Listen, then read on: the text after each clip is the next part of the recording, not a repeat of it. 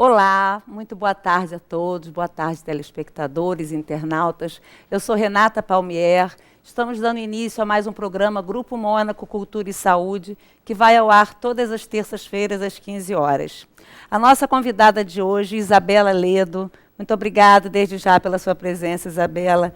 Isabela é graduada em urbanismo pela Universidade Federal do Rio de Janeiro, mestranda também em urbanismo pela faculdade na Holanda. Isabela é hoje coordenadora do programa Niterói de Bicicleta. Isabela, muito obrigada pela sua presença aqui no nosso programa. Obrigada a você. Antes da gente falar do programa Niterói de Bicicleta, que é o nosso objetivo, eu queria saber de você o que é uma bicicleta, o que é mobilidade urbana, o que isso representa para uma cidade? Bom, mobilidade urbana é tudo relacionado a como as pessoas se movimentam pela cidade. Pode ser de ônibus, de carro, de bicicleta, a pé. É como essas pessoas conseguem ir de um ponto ao outro, não importa qual meio que elas estão usando. E também como esses meios de transporte, como eles se relacionam, como eles se integram. Então, assim, toda essa questão logística de movimentação dentro da cidade, dos habitantes de uma cidade, isso tudo é mobilidade urbana. Muito interessante. Eu acho que é um tema muito em voga para a gente estar falando, né, do crescimento da mobilidade urbana, da bicicleta, desses programas das cidades brasileiras com relação às ciclovias, né? Quando você se formou, você fez um trabalho, né, que foi premiado também pelo Instituto de Arquitetura Brasileiro, né? Esse trabalho era relacionado à sua moradia e sua universidade, né? Esse projeto, ele na verdade é uma experiência. Eu tive uma experiência antes de fazer esse projeto. Eu morei fora um tempo, então assim eu pude vivenciar, usar a bicicleta no meu dia a dia, incorporar em todas as minhas atividades diárias. E aí quando eu voltei e me deparei, enfim, com o meu bairro que não tinha infraestrutura adequada, chegar até a universidade, não tinha nem como eu chegar na universidade, é uma ilha, eu tenho que passar por vias expressas. Então, toda essa inquietação que surgiu de uma experiência que eu tive anteriormente me fez pensar e propor uma solução para esse problema. E o projeto foi essa solução que você foi premiada, né? Era um projeto utópico, mas naquele momento ainda não se falava tanto em bicicleta, então eu acho que teve uma importância muito grande por botar o tema em pauta na universidade. Pois é, interessante. Tão jovem, já formada, com mestrado no exterior. A Isabela morou 6 anos na Holanda, e ninguém melhor do que quem morou na Holanda para falar de bicicleta, né? Aquela cidade maravilhosa, Amsterdã, com todas as suas pontes, todas as suas ciclovias maravilhosas. Lá o ciclista tem prioridade ou como assim o pedestre tem prioridade? Como que é isso? Como a gente estava conversando, assim, de acordo com o Código Brasileiro de Trânsito, enfim, com o mundo inteiro existe esse acordo de que o pedestre tem sempre a prioridade. Mas na Holanda, por incrível que pareça, em cidades como Amsterdã, a sensação que dá é de que a bicicleta tem prioridade. Então, é muito engraçado, mas é uma realidade lá e que é bastante interessante e que a gente pode estar, enfim, aprendendo muito com essa experiência deles, né? E o que você pode me dizer? O que precisa uma cidade para ser ciclável, né? Porque o termo é esse, né? A cidade é ciclável ou não ciclável. O que uma cidade precisa para ser ciclável? Bom, existe a questão toda da infraestrutura, que às vezes se faz mais ou menos necessária, dependendo do nível de evolução da cidade. Se os motoristas estão já acostumados, preparados para ter esse elemento bicicleta circulando.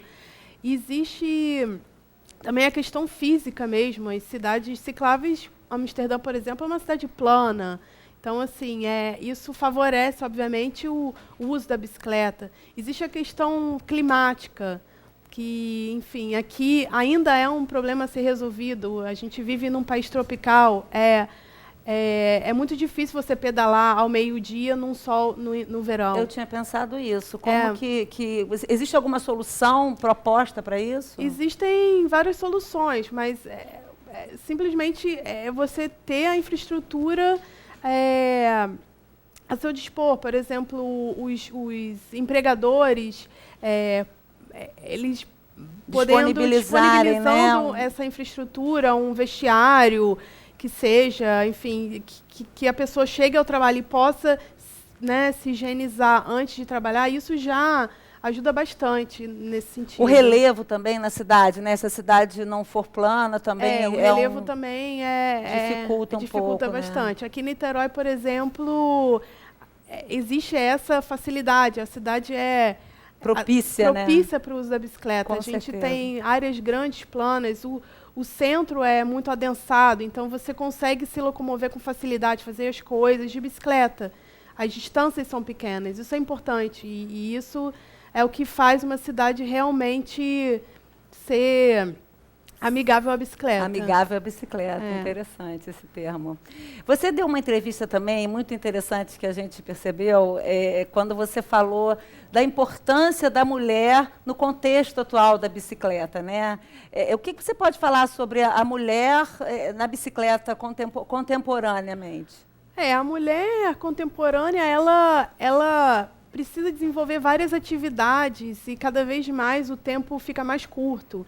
Então, a bicicleta ajuda nesse sentido de tornar o dia mais dinâmico. Você tem uma facilidade muito maior de realizar as atividades do dia a dia. Você consegue incluir as coisas, as tarefas mais facilmente. Porque eu acho que não existe mais você ficar parado no trânsito por horas, enquanto você pode estar produzindo outras coisas. Existe algum trabalho de pesquisa com relação a quem anda mais, que se adaptou melhor à bicicleta, ao trabalho? Homem ou a mulher, existe isso? Não que eu saiba, mas o que eu sei é que, por exemplo, em Niterói, o número de mulheres pedalando é o dobro, a média é o dobro da média nacional e até do Rio de Janeiro. Então, é um número muito interessante. A gente tem feito pesquisas com ONGs envolvidas com a bicicleta, e isso é um número muito interessante em Niterói. E existe toda a questão da inclusão social que a bicicleta traz. Né? Porque além dessa questão da bicicleta ajudar na dinâmica da mulher, existem mulheres que não têm a possibilidade de ter um automóvel ou até mesmo o dinheiro para usar o transporte público. Então, a bicicleta favorece essas mulheres que precisam se locomover, e isso ajuda no acesso aos serviços da cidade, que às vezes ela sem a bicicleta fica isolada. Então, eu acho que essa questão é muito importante também aqui em Niterói. Então, Isabela, a gente vai ver umas imagens agora ali no vídeo, no qual o programa Niterói de Bicicleta já está em desenvolvimento, né, no qual você é coordenadora desse programa, e que já houveram várias ações nesse sentido de conscientizar motorista, pedestres. Essa é uma ciclovia emblemática na Amaral Peixoto. Foi uma ciclovia que realmente se você olhar o antes e o depois, você vê o quanto a bicicleta favorece a ambiência urbana. Isso aí é uma campanha que a gente fez no dia de Bike ao Trabalho. A gente criou essa ação aí em que a gente facilitou o transporte das pessoas que iam para o trabalho. Teve um dia de Bike ao Trabalho. De Bike ao Trabalho. Aí é um estacionamento? Isso aí é um trabalho que é feito com os motoristas de ônibus, em que eles são colocados no lugar do ciclista para eles terem essa ideia de como é pedalar. Essa aí é uma das atividades que são feitas, é uma plenária da Massa Crítica, um grupo de Niterói, em que o Niterói de Bicicleta participa, é sempre convidado para escutar as demandas dos ciclistas e, enfim, tentar ao máximo aí implementar o que eles estão pedindo. Interessante aquela ação que vocês fizeram com os motoristas, né, de colocá-los como se fossem ciclistas. Isso. Isso é periódico ou foi? Esse projeto é um projeto, na realidade, não é do Niterói de Bicicleta, o Niterói de Bicicleta participativamente é um projeto da CETRERG, que é o sindicato das companhias de ônibus, enfim, de Niterói. E é um projeto periódico, sim, e que a gente tem participado e é super interessante, porque é um treinamento para os motoristas, porque na realidade, hoje, um dos maiores problemas esse conflito do ônibus com a bicicleta, porque, por contas, enfim, o ônibus é muito grande, às vezes ele é uma ameaça ao ciclista, às vezes o motorista não presta atenção, então realmente é não só o ciclista, como pedestre, né? A gente vê muito acidente que não era para ter acontecido, mas que infelizmente acontece. Você tem ideia de quantos quilômetros de ciclovia a gente tem na cidade de Niterói? Em Niterói, hoje, a gente tem por volta de 30 quilômetros. 30 quilômetros. E tem um projeto para isso aumentar agora nesse programa? Esse programa, na realidade, hoje a gente está desenvolvendo um projeto que incorpora a cidade inteira. É um projeto a longo prazo, de se implementar 120 quilômetros de ciclovia até 2033. Como eu disse, é um projeto a longo prazo, como foi na Holanda. É assim, é um projeto urbano grande. Só que até 2016, a ideia é que a gente vai estar duplicando esses 30 quilômetros, ou seja, até 2016 a gente vai ter 60 quilômetros de infraestrutura distribuídos de maneira equilibrada entre as regiões da cidade. É inevitável, né, Isabela, a gente falar de bicicleta e não comparar com a Holanda, né, com Amsterdã. Como que você vê esse desenvolvimento da bicicleta no mundo todo? Você acha que é uma coisa viável, que além da Holanda, Amsterdã, que a gente sabe da importância da bicicleta, existem outros países também que trabalham isso, que estão evoluindo? Sim, eu acho que hoje em dia as grandes metrópoles do mundo todas estão, de certa maneira, introduzindo a bicicleta como modal de transporte, porque se chegou a um ponto em que o automóvel já não comporta mais. A cidade não cresce na mesma velocidade que o número de carros. Então, não tem como, não cabe. Então, assim, a quantidade de carros na malha urbana das cidades então a gente vê esse movimento e é um movimento que claramente está dizendo, olha, esse modelo de desenvolvimento de transporte é por aí. O modelo voltado para o carro não funciona mais. As cidades estão parando. Então as pessoas usam a bicicleta porque é o primeiro meio que você pode, enfim, individualmente superar essa questão da mobilidade. E quais foram os grandes desafios que essas cidades que já estão com a mobilidade urbana muito mais avançada, quais foram os grandes desafios do início que essas cidades sofreram? Eu acho que o desafio maior, de repente, tem a questão da resistência, né? A resistência de toda uma indústria, de toda uma influência que é grande no planejamento urbano. Então, assim, como mostrar para as pessoas que, na verdade, a bicicleta não é a solução, mas ela é uma das soluções e ela pode ser combinada com outras soluções. Não é impor o uso da bicicleta, mas mostrar as possibilidades e tentar misturar aí com outros meios. A bicicleta sozinha não vai resolver o problema, mas ela, em combinação, ela tem um potencial muito grande. É isso que eu ia perguntar agora, Isabela. Nos países desenvolvidos, a bicicleta está sempre ligada ao trem, ao transporte marítimo, à estação do metrô.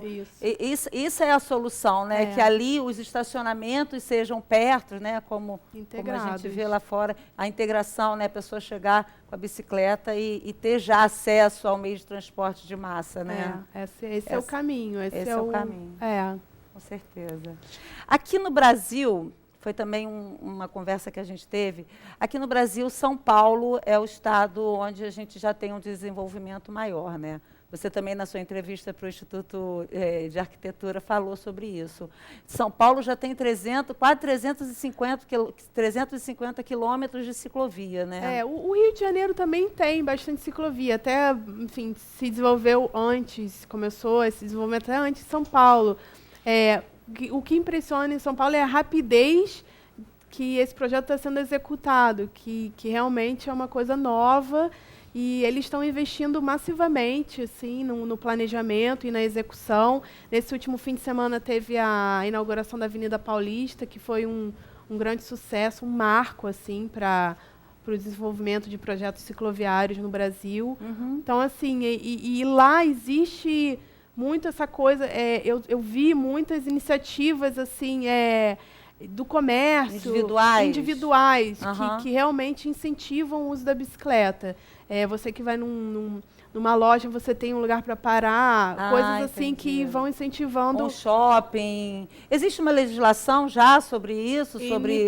Sim, Niterói tem já uma lei que existe, de que todos os shopping centers eles são obrigados a reservar um certo número de vagas para bicicleta.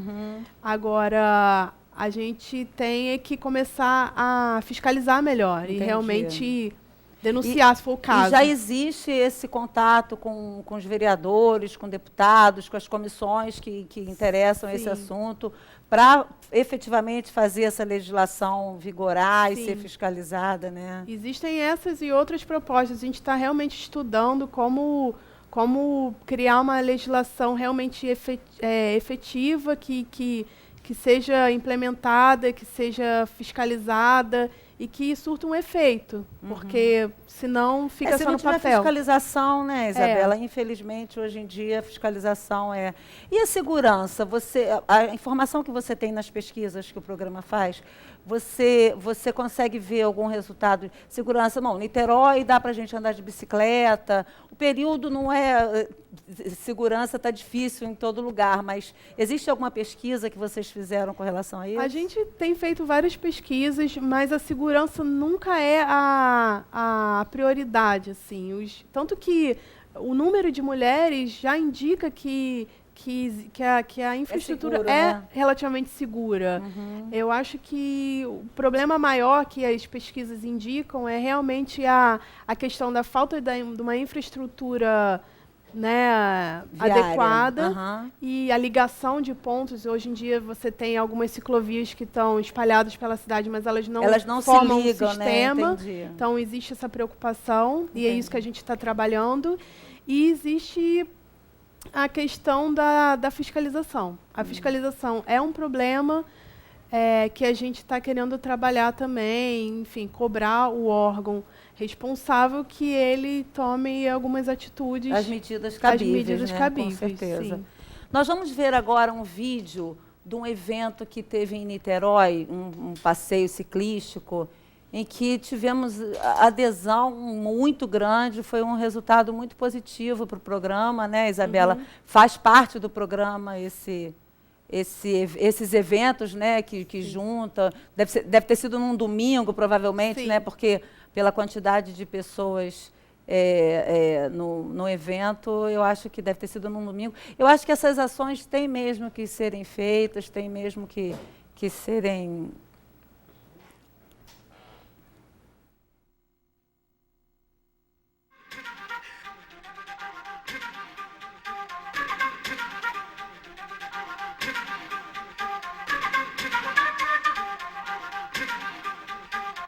Tá bom demais. Muita gente, é isso que a gente precisa. Mostrar que a bicicleta tem lugar na rua de Niterói. Que quanto mais gente na rua, quanto mais bicicleta na rua, mais seguro será para todos e mais sustentável será Niterói. Então, o caminho é esse. As pessoas ocuparem mesmo espaço nas ruas e mostrar que andar de bicicleta é uma forma de mobilidade sustentável, que é uma forma cidadã, né, de se movimentar pela cidade. É isso que a gente quer fazer aqui.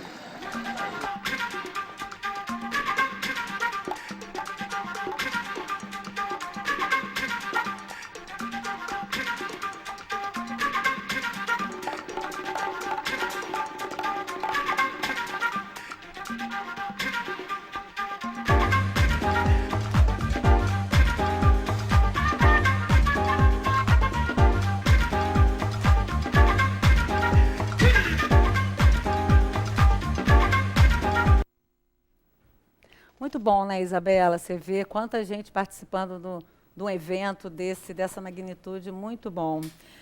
Isabela, agora a gente quer saber efetivamente qual o objetivo do programa Niterói de Bicicleta, em que pé vocês estão e aonde vocês querem chegar. Então, Renata, o programa Niterói de Bicicleta, ele trabalha em 2 pilares principais. Um é a questão da infraestrutura mesmo, cicloviária, da gente estar fazendo a manutenção constante, a gente está propondo novas ciclovias, todas essas ligações, criar um sistema integrado de ciclovias na cidade. E, além disso, toda a infraestrutura de apoio, que não é só a ciclovia em si, mas tem todo a infraestrutura de apoio, o bicicletário, enfim, toda essa questão de infraestrutura mesmo física. E vocês estão tendo o apoio das secretarias? Sim, a gente trabalha em conjunto, que na realidade o que o Niterói de Bicicleta faz é sempre trabalhar em conjunto com as outras secretarias. O Niterói de Bicicleta é um programa que está alocado no gabinete do vice-prefeito, do Axel, que apareceu aí no vídeo, mas ele se comunica com todas as outras secretarias que vão executar o plano que a gente está elaborando. Existe a vontade política, existe todo um trabalho para que isso tudo funcione, que dê certo, que as pessoas participem, né? Existe. Isso foi um plano de governo e existem metas a serem cumpridas. A gente tem aí essa meta dos 60 quilômetros, então, assim, é um plano de governo. E qual é a próxima ação do programa? Eu vi que vocês já fizeram campanhas pela cidade. Essa campanha, deixa eu falar um pouco dela, que é interessante. É o outro viés do programa Niterói de Bicicleta, que é o viés assim, da educação cicloviária. Então, assim, esse foi um dos projetos, acabou de ser lançada essa campanha publicitária, que é uma campanha de educação no trânsito, porque essa é um problema seríssimo. Era uma demanda dos ciclistas, surgiu de uma demanda dos ciclistas, e a gente criou um grupo de trabalho, trabalhou essa campanha, o conteúdo da campanha, para que ficasse realmente de acordo com as expectativas dos ciclistas. Então, é uma campanha de conscientização mesmo, para que todos os atores do trânsito, sejam eles pedestres, ciclistas e motoristas de carro, de ônibus, de caminhão, que eles tenham essa percepção de que eles são, acima de tudo, pessoas iguais e que têm que se respeitar. Então, essa é a grande ideia dessa campanha, que saiu aí, está nas ruas, a gente pode ver em mobiliários urbanos, em penas de prédios. Então, Ciclista, respeite o pedestre tem sempre prioridade, motorista compartilha a via, mantenha 1,5 metro do ciclista. É isso? É, a distância de 1,5 metro. A distância entre o ciclista e o automóvel. Isso 1,5 metro. 1,5 metro. Essa distância é uma distância realmente necessária. Eu acho pouco, 1,5 metro eu acho pouco para pedalar. Pessoa que pedala assim meio indecisa. Pelo menos 1,5 metro. Pelo menos 1,5 metro. Essa campanha que vocês estão divulgando, vocês fizeram material de divulgação, isso vai ser rodado, isso vai ser divulgado pela cidade? Ela já está sendo divulgada, ela está nas ruas, ela está na mídia impressa, saindo nos jornais, e a gente vai estar fazendo outras ações assim ligadas a essa campanha, realmente para criar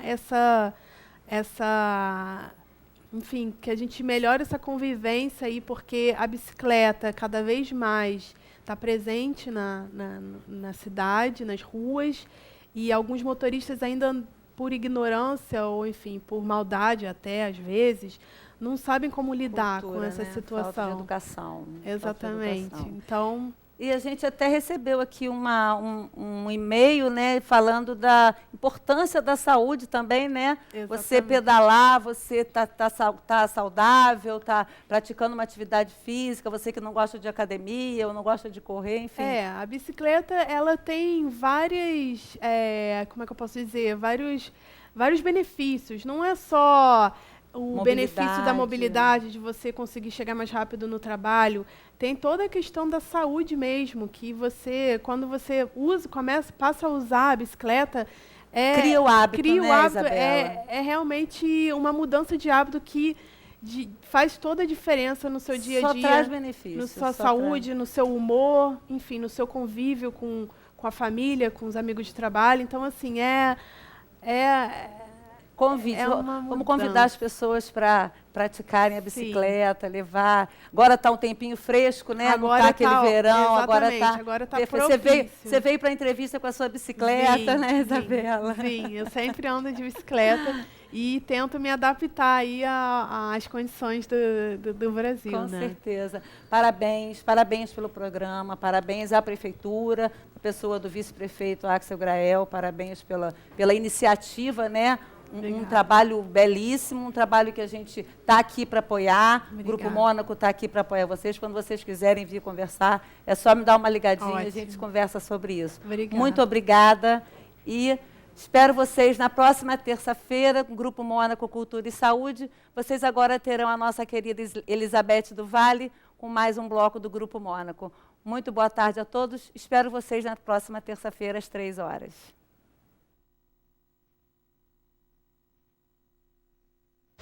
10 entre 10 brasileiros preferem feijão. Diariamente são servidos em torno de 7.000 refeições no bandejão da UF. Mas você sabe como são preparadas as refeições? Como é escolhido o cardápio?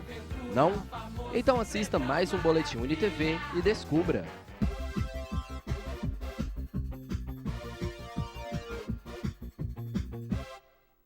A nutricionista Caroline Leal nos contou como são elaborados os cardápios e quais são os cuidados que se devem ter com o preparo dos alimentos. Quando é elaborado o cardápio, a gente tenta sempre observar a questão da cor, né, e da variedade, entendeu? Nós chegamos aqui pela manhã, né, para fazer o pré-preparo, lavar com cloro, tudo muito bem lavadinho, né? Depois vem para cá para a bancada, para que nós possamos cortar tudo direitinho, de acordo com o corte que eles pedem, né? Para que eles possam, a partir daqui, que é o pré-preparo, e para lá para eles poderem para poder processar realmente o alimento. Cada panela dessa aí suporta quase 300 quilos de carne, dependendo. Quando é guarnição, dá uns 200, também 300 e pouco quilos. Quando é carne, é sempre tonelada. Quando já é a parte de guarnição, dependendo do que for, tipo farofa, normalmente a gente faz 300 e poucos quilos de farofa. Já quando é tipo algum legume que a gente tem que cozinhar, já é 600 e pouco, 800 quilos.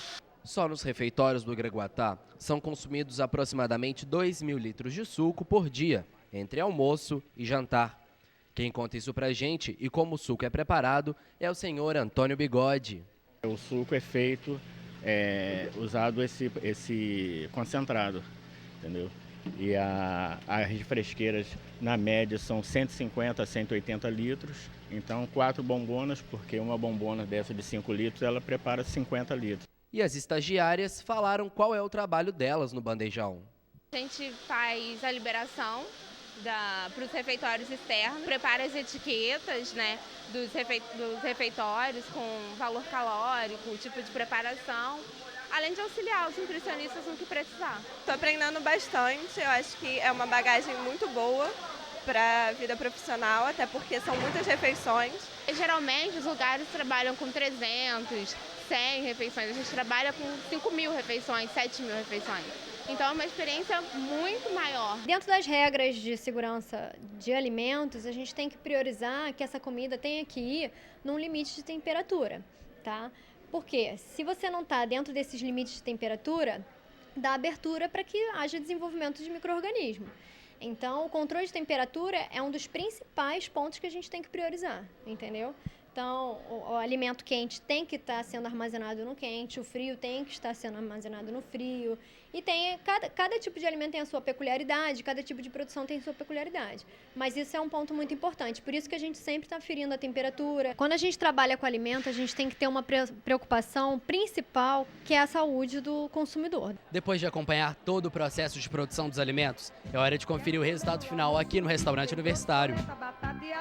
Eu quero carne assada, banana amassada com leite e sucrilha depois. Quero ensopado de frango, sorvete, morango, suspiro, pudim e manjar. Eu vou ficar numa boa comendo leitoa com broa depois do jantar. Eu vou ficar numa arroz, boa... feijão, guarnição, salada, carne. Dá licença que agora eu vou aproveitar. 1, 2, 3, comer, comer.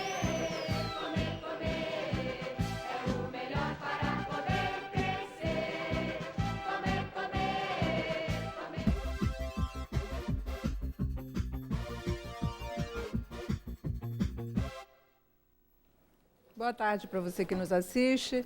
Estamos aqui com mais um Bem-Estar e Saúde. Bené? Boa tarde para vocês. Hoje, terça-feira, hein, gente? Céu azul, dia lindo, não errei o dia, terça-feira.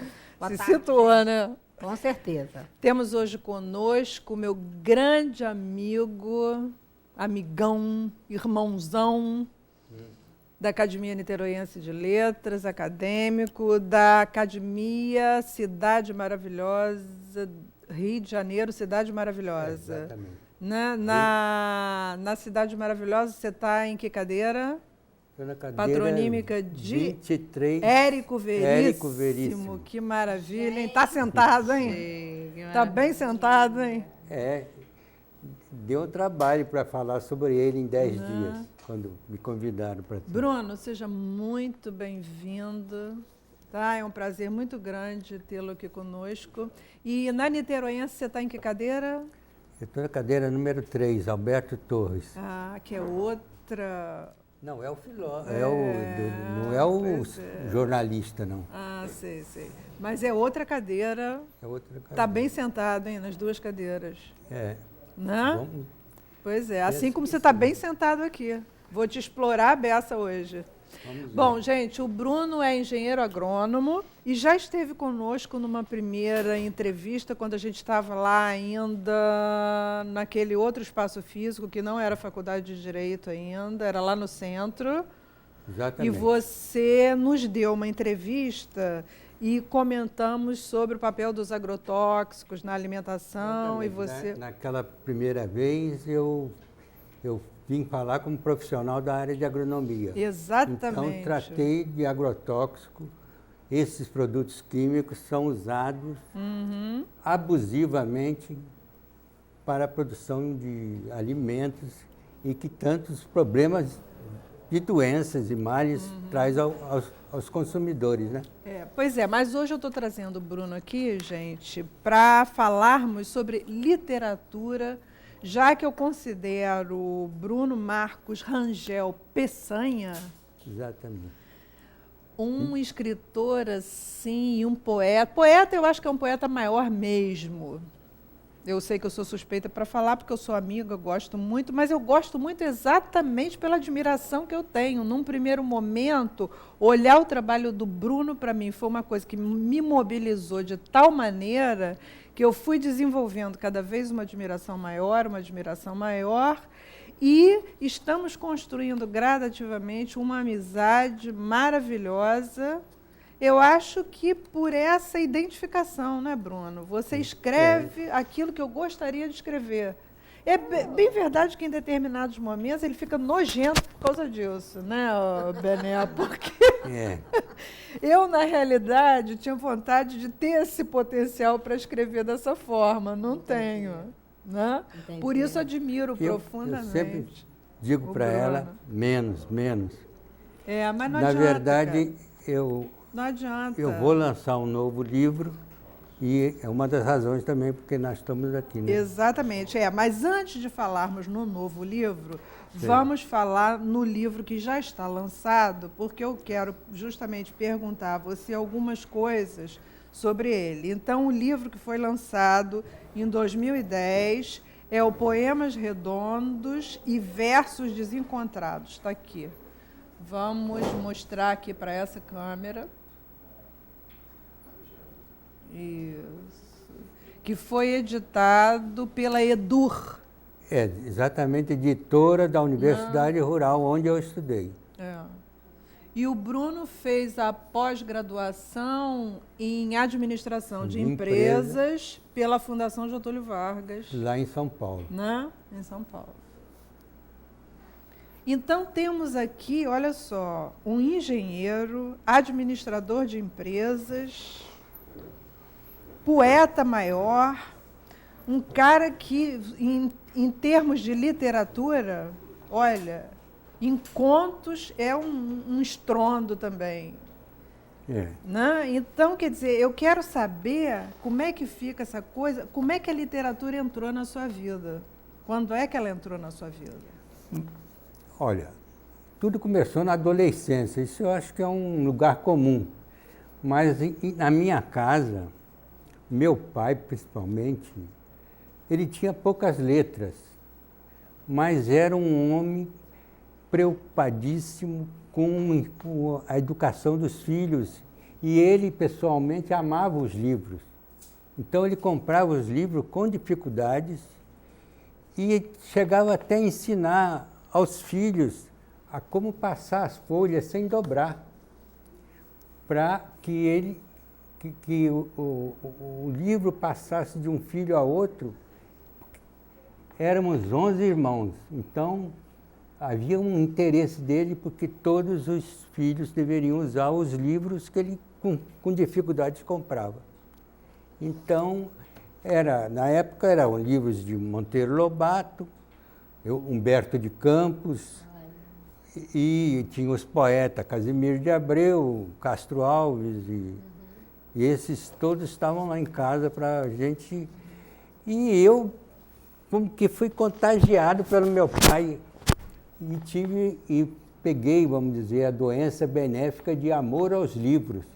Então, com gana e gula, devorava os livros que tinha lá em casa. Tem que perguntar o nome desse pai, Beth. Impossível não perguntar o nome desse pai. O meu pai chamava Canor Peçanha e era contínuo do Banco do Brasil.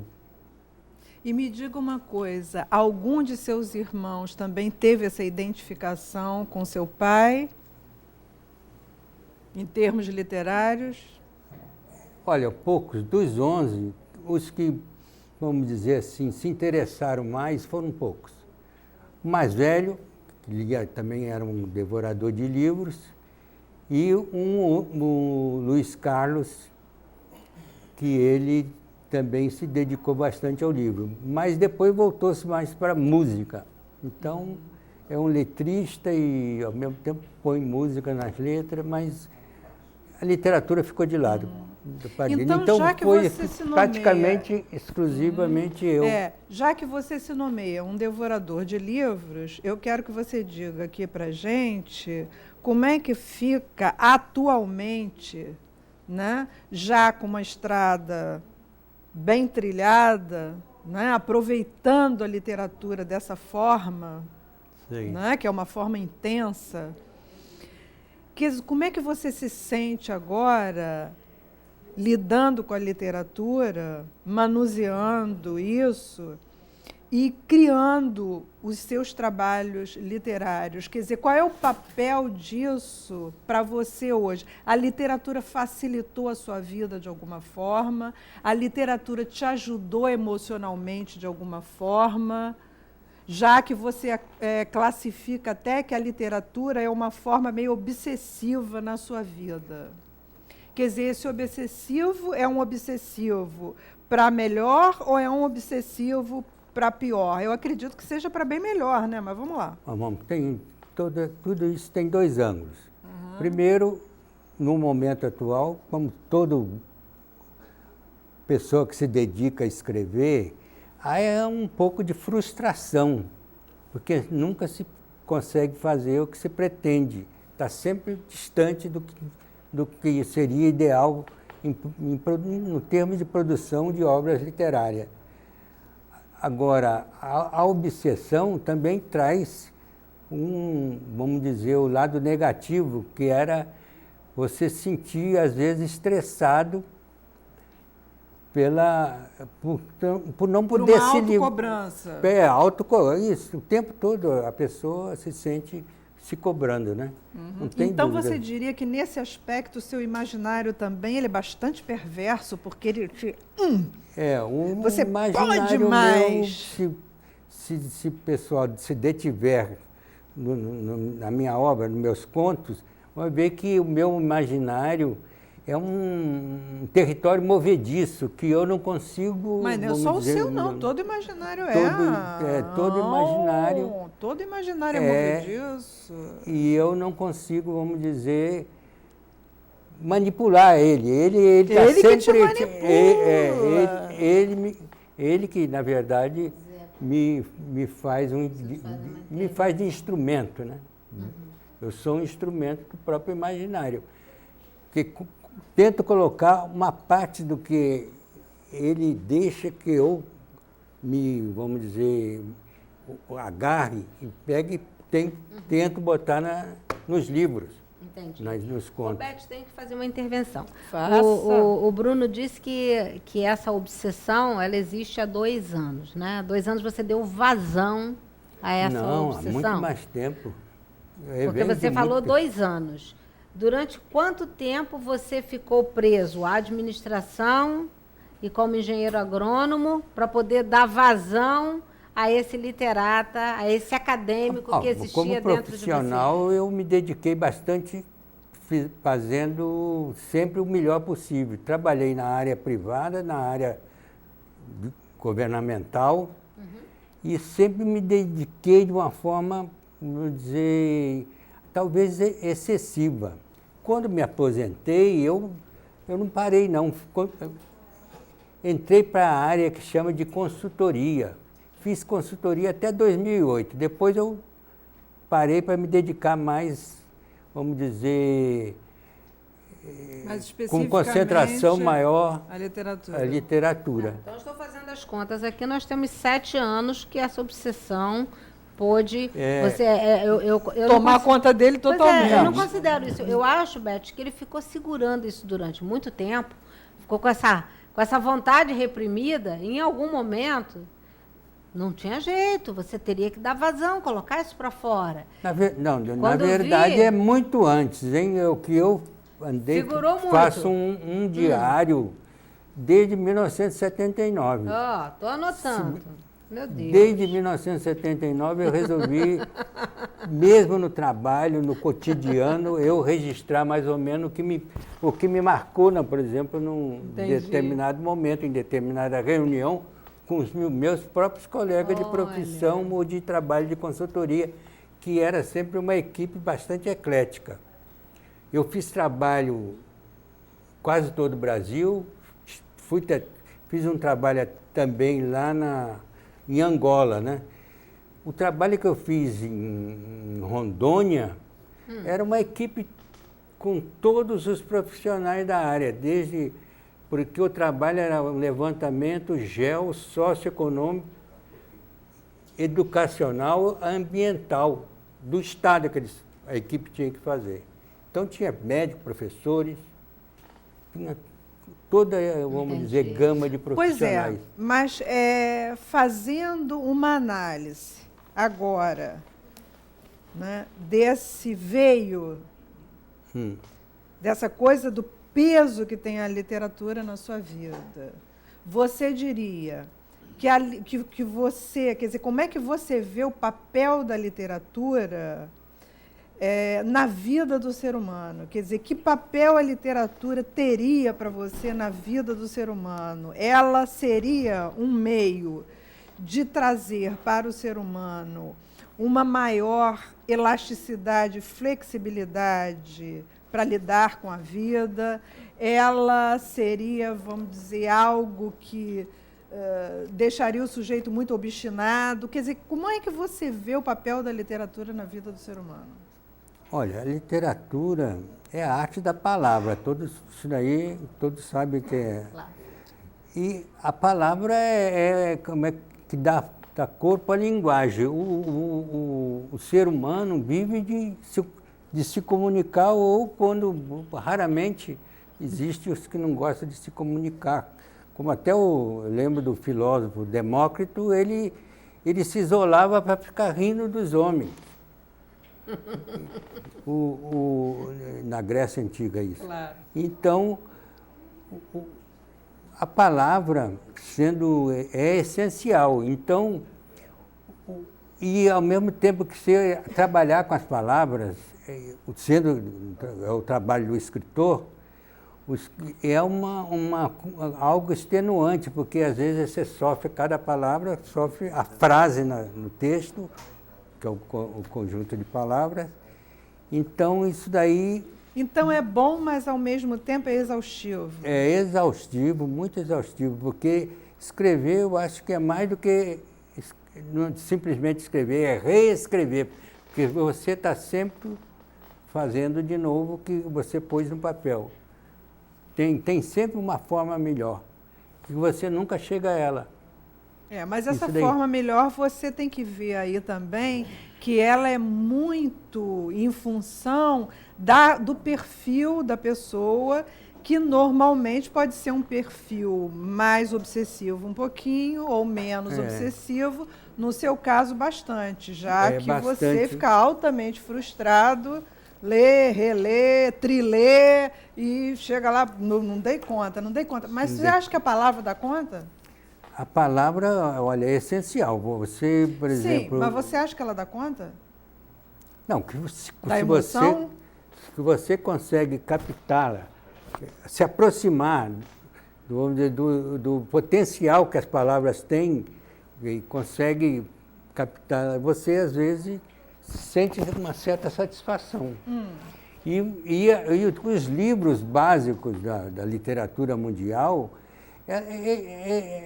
elas ajudam, sempre colaboraram com os homens, desde das tragédias gregas, passando por Shakespeare, todos eles trabalham o quê? Pensando em... tem a parte também de diversão, mas tem também a parte de ajudar, vamos dizer, ao leitor a melhor compreender a razão de sua vida e, ao mesmo tempo, a relação com o outro. A relação com o outro é essencial. Então, porque o homem está sempre se comunicando, convivendo, né? Vamos dizer, o homem não vive, convive. Então, é exatamente isso. Convive e interdepende, né? Os livros, quer dizer, a arte da palavra ajuda o homem a se entender e a se comunicar. Aí, Roberto, tem que dizer que nesse aspecto, às vezes, eu compreendo bem o que o Bruno quer dizer, porque quando a gente lê um livro sagrado, ou lê um livro profano, a palavra que a Beth tanto as palavras são carregadas de afeto, elas têm peso. Se elas não tivessem peso, a gente não poderia trabalhar com a palavra em psicoterapia. Então, quando eu leio José Lins do Rego, Meninos de Engenho, que a gente se transporta para a vida do campo e se transporta com aquela realidade que parece ser tão bonita, que na verdade não tem nada de tão bonito, porque quando a gente entende Meninos de Engenho, né, toda a complexidade do senhor e dos subalternos, né? E aí eu vou mudar completamente o tema e vou me reportar ali Reinações de Narizinho, quando a gente muda para aquele cenário todo, e que quando a gente termina de ler Reinações de Narizinho, aquele cenário mágico. E vou dizer uma coisa para você, a gente fica exausto com todas aquelas peripécias de Emília, Narizinho, Reino das Águas Claras, Tia Anastácia. Então, eu compreendo bem o que ele quer dizer quando ele diz que a palavra tem realmente um peso médio. Muito grande. Olha, certa vez houve uma palestra na academia sobre Monteiro Lobato. Sim. Aí eu, na época lá, dizia que ele caçava passarinhos. Aí eu fiz uma intervenção e dizia, ele caçava passarinhos quando fazia literatura infantil, mas quando ele fazia literatura para os adultos, ele caçava era morcegos. Por quê? Por quê? Vou explicar por quê. A mesa quer saber, está todo mundo rindo. Porque os livros dele para adultos, os livros de conto europeus, são de uma crueldade que não tem nada a ver com aquela obra infantil. Entendi, infantil. Quem leu... Mas você concorda comigo que o imaginário é muito cruel? Agora dizer que ele tinha dois faces como escritor, quer dizer, para mim ele era um escritor completo porque tinha essas duas faces. Então, ele, quando ia se dedicar a escrever para as crianças, ele voltava a ser criança. Fantástico, né? Para usar as palavras, vamos dizer. Na arte de usar as palavras, ele voltava a ser criança. Pois é, eu queria ler aqui, pedir permissão a você agora, para a gente colocar, já que o nosso tempo é bastante limitado, eu não queria deixar de colocar aqui um dos seus poemas, Que, aliás, eu não chamaria seus poemas de poemas, porque seus poemas têm muita poesia. Então, são poesias mesmo. Porque uma coisa é o poema, outra coisa é o poema ter poesia, né? E você, eu acho que é uma pessoa extremamente admirável, eu chamo de poeta maior, até porque seus poemas têm muita poesia. Né? Tem muito de ironia, tem muito de acidez, tem muito... Então, eles são riquíssimos. E eu gostaria, então, de te pedir permissão para ler aqui, no seu livro publicado em 2010, o poema que você intitula De Quem Foi. Ó, pessoal, se der vontade de rir, pode ficar à vontade, porque ele é cáustico e é bem-humorado. Eu adoro isso. Então, o título é Quem Foi? Quem foi que, sem tocar, deixou tão profundas marcas? Quem foi que, à guisa de carinho, me tocou de leve, de mansinho, e deixou no coração impressões tais que, só apelando para o serviço de marcas digitais? Quem foi que, beijando de leve, escreveu nos meus lábios e ainda escreve, na boca da memória, toda uma história de desejos?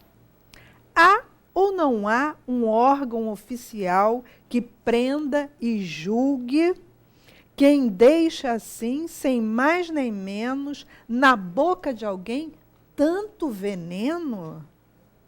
Que o deixa mortalmente ferido por indeléveis marcas fatais? Haverá um serviço de marcas labiais? E a marca do desvelo, deixada em meu cabelo por sua mão suave, onde fica? Só sei que ela persiste e, por dentro, mortifica. E não é imaginação de pessoa triste. Quem investiga? Quem prende? Quem autua? Quem investiga? Vai escrever bem assim lá longe, hein? Quem prende, quem autua. Nossa, mãe. Quem prende, quem autua? Quem foi? Não foi até o fim, não? Ué, não acabou? Não. Tem mais? Será que eu comi alguma coisa? Você deixou de ler a parte final. Ah, então vamos lá. Me situa aqui. Tá. Parei no meio. Então vamos lá.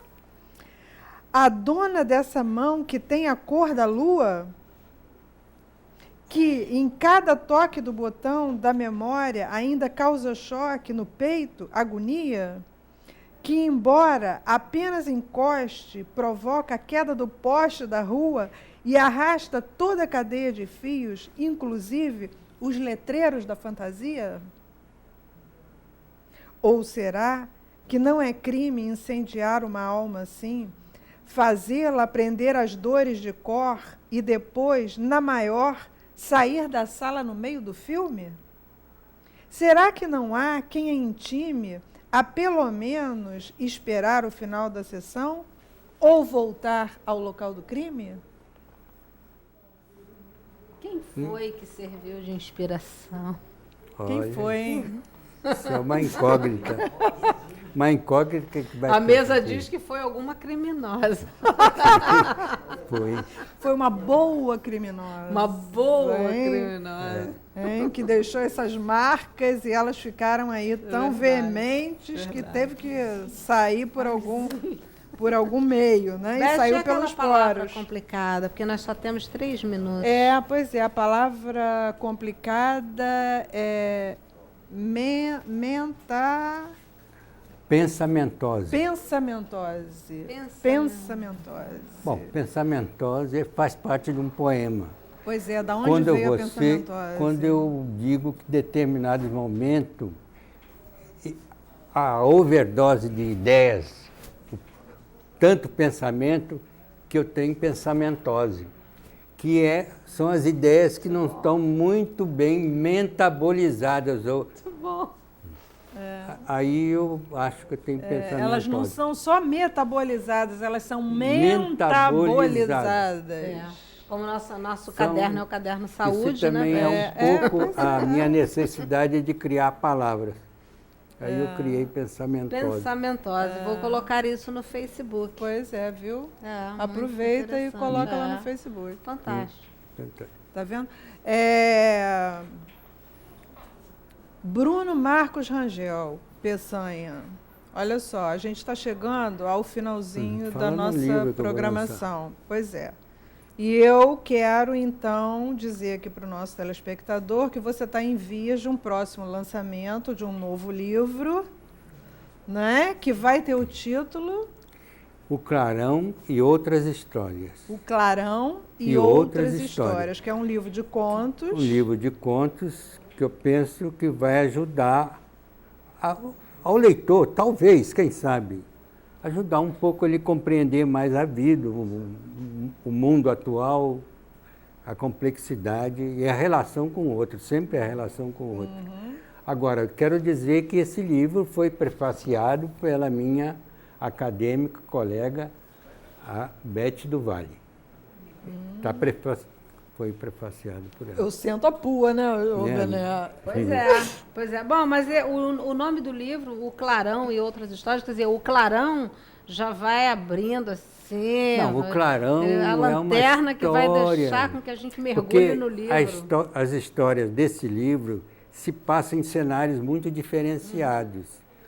Tem histórias aqui de Niterói, tem histórias que passam em São Paulo e tem história que só passa no território da mente. Não tem, vamos dizer, um cenário específico. Entendi. Mas... Bom, no território da mente todas elas passam. Não tem todas como elas não passar. passam, claro, né? Mas eu digo como cenário. Entendi. Agora, o de São Paulo é uma história, eu acho que muito curiosa, porque trata-se de um jovem japonês que assistiu o clarão da bomba em Nagasaki. E ele depois vem para o Brasil e começa a cabeça dele, quando ele não consegue cuidar da família, que ele passou a ser o principal, que o filho mais velho, né? Passa a ter a responsabilidade de cuidar da família. Ele, como não está conseguindo o seu, vamos dizer, objetivo, o intento dele, ele começa a ver de novo o clarão na cidade de São Paulo. Entendi. A ideia é essa. Entendi. O tema, vamos dizer, a ideia central do conto é desenvolver a loucura que vai acontecendo. Agora você falou uma palavra mestra, espetacular, maravilhosa, que a gente não pode deixar de utilizar aqui, porque ela faz parte do imaginário de todos nós, né? Que é essa coisa da loucura. Tanto é que tem a máxima, né? De médico louco... Todos temos um pouco. Todos temos um pouco, né? E eu queria, então, que você deixasse a sua mensagem final para o nosso telespectador, já que o nosso tempo está batendo. Olha, eu gostaria muito que ele... A mensagem vai ser uma mensagem de, vamos dizer, de exaltação ao livro, que no momento eu acho que devia trazer de novo as pessoas, os jovens, para o livro e deixar um pouco o WhatsApp de lado, né?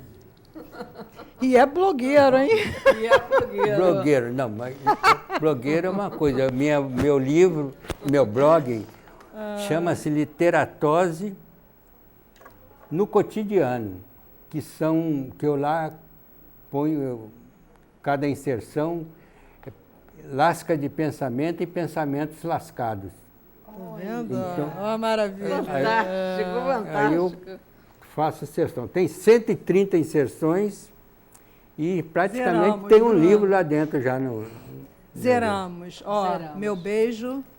Que Deus te abençoe muito, muito, obrigado, muito. Torço muito pelo seu livro. Ele vai ser show de bola. Gente, penso que sim. Despedida da gente. Beijo. Prefácio. Até o próximo programa. Eu vou me despedir do seu Canor. Obrigado, seu Canor Peçanha, por essa joia rara. É isso aí. Obrigado também, Benedita, por elogiar meu pai, né? Fantástico.